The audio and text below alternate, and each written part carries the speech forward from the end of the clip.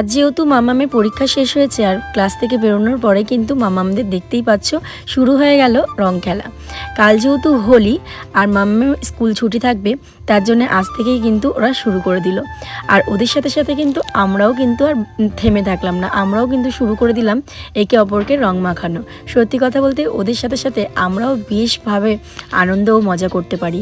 এই দিনটা না খুব ভালো লাগে। সত্যি কথা বলতে সেই ছোটোবেলার কথা মনে পড়ে। আমরাও স্কুলে যখন পড়তাম তখন কখন ভাবতাম স্কুল থেকে বেরোবো আর সবাই মিলে, বন্ধুরা মিলে আবির খেলবো। তো দেখো ওদেরকে দেখে বেশ ভাল লাগছে আর সেই ছোটোবেলার কথাগুলো মনে পড়ছে।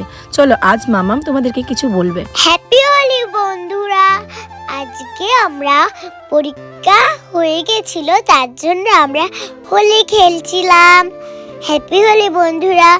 তোমরা যে যে রং খেলো সাবধানে খেলবে, পশু পাখির গায়ে দেবে না রং, ওরা কষ্ট পায়। আমার ভিডিও যদি ভালো লেগে থাকে তাহলে like, share, comment, subscribe, share করে দিও। তোমাদের যে যে আমাদের ভিডিও ভালো লাগে সেটা লাইক, শেয়ার, কমেন্ট করে দিও। টাটা বন্ধুরা, খুব ভালো করে তোমরা হোলি খেলো। মামাম তো তোমাদেরকে বললো যে তোমরা অনেক সাবধানে হোলি খেলো। সত্যি তোমরা অনেক সাবধানে হোলি খেলো আর অবলা পশু পাখির গায়ে প্লিজ কেউ কোনো রং দিও না, কারণ ওরা তো বলতে পারে না আর ওদের অনেক কষ্ট হয়।